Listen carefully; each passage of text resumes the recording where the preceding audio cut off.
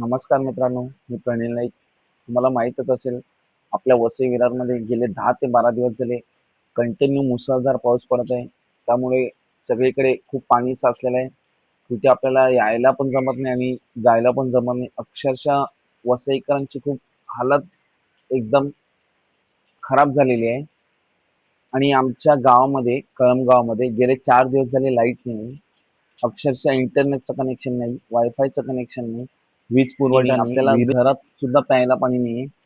आणि आपण कसं आता बिसलेरी पाणी प्यायची सवय झाली तर आपण विहिरीतलं पाणी पण पिऊ शकत नाही. त्यामुळे आम्हाला पाणी पण विकत आणायला लागतो. अक्षरशः आम्ही बघा, माझ्या मागे तुम्ही ती निळी टाकी बघू शकता. त्या टाकीमध्ये जो पावसाचं पाणी पडतो तो आम्ही स्टोअर करून ठेवलेला आहे. त्याच पाण्याने आम्ही अंघोळ वगैरे करतो. जेवण बनवायला समजा बिसलेरी पाणी यूज करतो. दुकानावरून विकत आणून ठेवलेलं सगळं पाणी वगैरे. अंघोळीला, कपडे धुवायला आम्ही पावसाचं पाणी यूज करतोय. आणि घरात मध्ये अजिबात पाणी नाही. आता तुम्हाला दाखवतो आम्ही काय काय पाणी स्टोरेज करून ठेवलंय. तुम्हाला दाखवतो किती पाणी स्टोअर करून ठेवलंय ते बघा तुम्ही. ही बघा, पुढे भांडं ठेवलंय. मागे एक टाकी आहे, ही 200 लिटरची टाकी आहे. हे बघा, एक टब ठेवलेला आहे. इकडे भांडे ठेवलेलं आहे. हे बघा, तुम्हाला दाखवतो. हे बघा, इकडे एक मोठं भांडं ठेवलंय, त्याच्यात पण पाणी स्टोअर चालू आहे.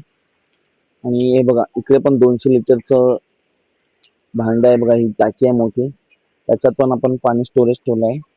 हाच पाणी आपण अंघोळीला, पिण्यासाठी, दात घासण्यासाठी, वॉशरूमसाठी सगळीकडे यूज करतोय. कारण 4 ते 5 दिवस झाले गावामध्ये लाईट नाही आहे.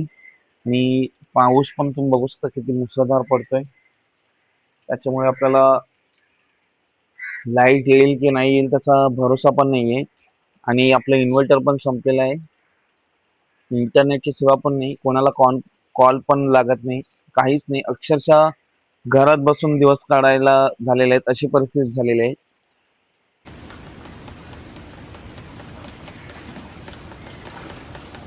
असा पाणी घेऊन आता आम्हाला घरामध्ये घेऊन जायची परिस्थिती आलेली आहे. कारण लाईटच नाही तर काय होणार आहे. बघा, असं हळूहळू बाथरूम मध्ये घेऊन जाते आता पाणी.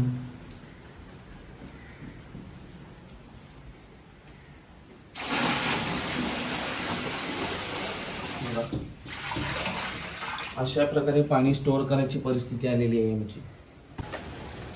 हे बघा, आता वरचा जो पाऊस पडतो त्यानेच आपण पाण्यात लिक्विड टाकून कपडे धुवायचं पण काम करत आहे. हे बघा, आता लिक्विड टाकलेलं आहे पाण्यात. हे बघा, आता कपडे पण त्याच पाण्याने धुणार आहेत. हे बघा, ऑलरेडी आपण पाणी इकडे आणून ठेवलेलं आहे सगळं. बघा, तिकडे टाकीमध्ये पण आहे, हा इकडे टोपामध्ये आहे, इकडे टपमध्ये पण आहे, आणि हा इकडे काय बघा, ह्याच्यात कपडे धुणार आहे. कारण आपली वॉशिंग मशीन बंद आहे. बंद म्हणजे लाईट नाही म्हणून आता असंच जुगाड करायला लागणार आहे थोडे दिवस, जोपर्यंत लाईट येत नाही तोपर्यंत. मी माझ्या लाईफमध्ये एवढा पाणी कधीच बघितला नाही. पाऊस कंटिन्यू 10 ते 12 दिवस कंटिन्यू चालू आहे. आणि मी माझ्या लाईफमध्ये एवढा पाणी कधीच नाही बघितला. कारण हे बघा, वसई सनसिटी रोड बुडलेला आहे. वसई गिरीज मार्गे वसई स्टेशनला जायचा रोड पूर्ण पाण्याखाली गेलेला आहे. नालासोपारा रोड पूर्ण बुडलेला आहे. माणसाने कामावर जायचं तरी कुठून तुम्हीच सांगा. तर प्लीज कोणी म्हणजे वसई विरारमध्ये असतील एकदम रिस्क घेऊन पण कामावर जाऊ नका. आपल्या जीवाची पर्वा पहिली करा. नोकरीवर काय आपण हा पाऊस काय 9-10 दिवस पडेल, अजून 2-4 दिवस पडेल, पण एकदा आपला जीव गेला तर तो काय परत येणार नाही. त्यामुळे कामावर वगैरे नीट जात जा. नुसती हुशाऱ्या करून एकदम कामावर जायची काय गरज नाहीये. तुम्हाला का कोण कामावरून काढणार नाहीये. आपल्या मोबाईलमध्ये पण चार्जिंग नव्हती. मग काल संध्याकाळी सासरवाडी गेला आणि तिकडे मोबाईल चार्जिंग करून आणला. आता तुम्हाला पण माहीत आहे, आयफोनची बॅटरी काय जास्त वेळ टिकत नाही. तो पण आज दिवसभर पुरेल का नाही ते पण आपल्याला माहीत नाही. अक्षरशः एवढी हालत खराब झाली नाही. हालत खराब व्हायचं कारण एकच आहे, लाईट नाही आहे. लाईट नाही म्हणून मशीन लावू शकत नाही, मशीन नाही म्हणून प्यायला पाणी नाही आहे, इन्व्हर्टर चार्जिंग नव्हतं, गाडी चार्जिंग नाही लावू शकत, मोबाईल चार्जिंग नाही लावू शकत, मोबाईलला नेटवर्क पण नाही आहे. बघा, पाणी अक्षरशः पिण्यासाठी विकत आणलेलं आहे. आपण विहिरीचा, बोरवेलचा पण पाणी पिऊ शकतो, पण आपल्याला बिसलेरी पाणी प्यायची सवय झालेली आहे म्हणून आपण काय विकतच पाणी आणून ठेवलेलं आहे. आता 4 ते 5 दिवस झाले लाईट तर नाही आहे, पण अजून लाईट कधी येईल त्याचा भरोसा पण नाही. की असं पण नाही सांगू शकत की लाईट येईल की आज येईल उद्या येईल, कारण गावामध्ये एक झाड पडलेलं आहे त्याच्यामुळे सगळे खांबे तुटून पडलेले आहेत, 2-3 खांबे बाजूबाजूचे तुटून पडलेले आहेत. तर ते बनवायला काय पहिले 3-4 दिवस संपूर्ण नालासोपारामध्ये लाईट नव्हती. मेन प्रॉब्लेम तिकडे होता. आता तिकडे काय झालेलं आपल्याला माहीत नाही. तिकडून तर लाईट आता काल रात्री निर्मळपर्यंत लाईट आलेलं आहे, पण आपल्या इकडे अजून लाईट आलेलं नाही. आणि कोण असं पण सांगत नाही की हां आज येईल रे रात्री लाईट, असा काही विषय पण नाही आहे. म्हणजे अजून 1-2 दिवस काय अंधारातच काढायला लागतील. तर अशी आमची परिस्थिती झाली आहे. लाईट नाही म्हणून नाही बघा, गावातली सगळी लोक जमलेली आहेत तिकडे. आता बघूया लाईटचं काय वातावरण आहे. बघा सगळेजण येतात आणि बघून जातात काय लाईट येईल किंवा नाही जाईल ते. बघा सगळे गावकरी जमलेले आहेत. बघा जो येईल तो थांबतो. आता बघूया लाईटचे काय प्रयत्न आहेत ते.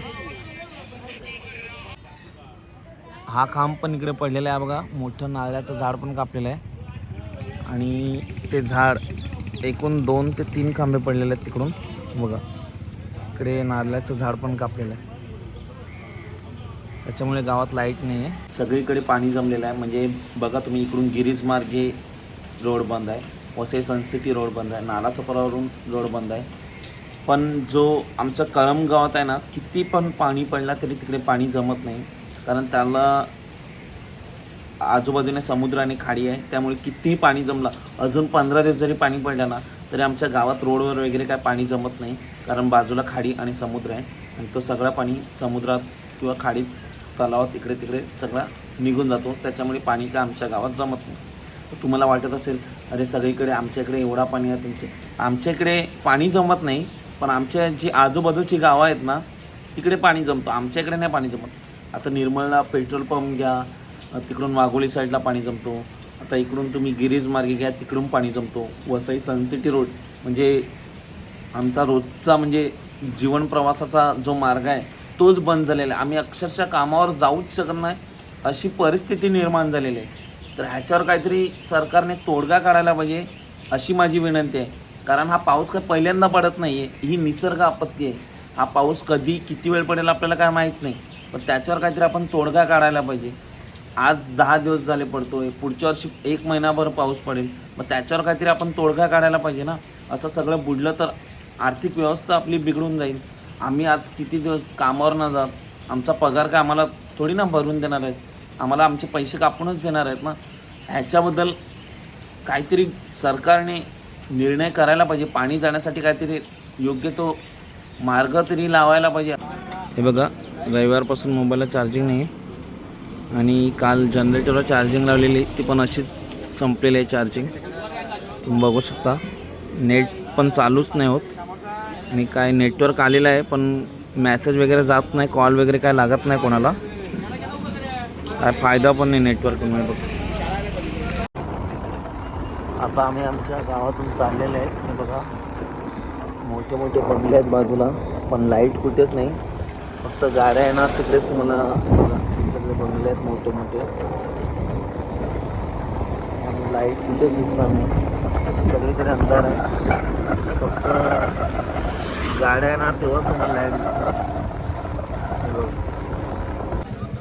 गेले 4 ते 5 दिवस झाले गावामध्ये लाईट नाही, म्हणून गावातली सगळी मुलं एकत्र आलेले आहेत, यंग मुलं, आणि जे लाईटचे कर्मचारी आलेले आहेत त्यांना मदत करण्यासाठी लागलेले आहेत. हे बघा पूर्ण गावातील मुलं आलेले आहेत आणि त्यांना सहकार्य करत आहेत लाईट येण्यासाठी, कारण खूप त्रास सहन करावा लागत आहे, त्यामुळे हे सगळे एकत्र आले आहेत. लाईटचा प्रॉब्लेम आहे म्हणून बघा आपल्या ज्या भाकऱ्या बनवायला लावल्या त्या पण मेणबत्ती लावून बनवायला लावल्या, कारण आपलं इन्व्हर्टर ऑलरेडी रविवारीच संपलेलं आहे, आणि 3 ते 4 दिवस झाले गावामध्ये लाईट नाही आहे. पाणी पण संपलेलं आहे. हे बघा आपण असं बाटल्याचं पाणी आणलेलं आहे आता. हे बघा आपला नळ आहे बघा, त्याला पाणी पण येत नाही कुठे. बघा हे बघा, आणि अशा प्रकारे आपली हालत झालेली आहे. आता बघूया किती दिवस अजून लाईट येत नाही, आणि किती दिवस आपल्याला असं मेणबत्तीवर जेवण बनवायला लागते. रात्रीचे 12 वाजलेले आहेत. इतर दिवस आपण हे बघा AC लावून झोपतो, पण आज 3 ते 4 दिवस झाले गावामध्ये लाईट नाही आहे, म्हणून आपल्याला मेणबत्तीच्या आधारावर झोपायची परिस्थिती आलेली आहे बघा. मेणबत्ती लावलेली आहे आणि त्याच्याच उजेडावर झोपलेले आहेत, कारण लाईटच नाही आहे. 3 ते 4 दिवस झाले गावामध्ये लाईट नाही, म्हणून असेच झोपलेले आहेत. पावसाळ्यात वसई विरारमध्ये लाईट जाते हे काय आपल्यासाठी कॉमनच आहे, नवीन काहीच नाही. पण अक्षरशः तुम्हाला सांगतो, यावर्षी 4 ते 5 दिवस झाले आम्ही अंधारात राहतो, अक्षरशः अंधारात. म्हणजे घरात मेणबत्ती लावून झोपतो, जेवतो किंवा जेवणही त्याच्यावरच करतो. तर तुम्ही असं अंधारात कधी 4 ते 5 दिवस काढल्यात काही मला नक्कीच कमेंट्स करून सांगा. आणि जर तुम्हाला आपला आजचा हा व्हिडिओ आवडला असेल तर प्रणील ब्लॉग या यूट्यूब चॅनलला सबस्क्राईब केल्याशिवाय पुढे जाऊ नका. धन्यवाद.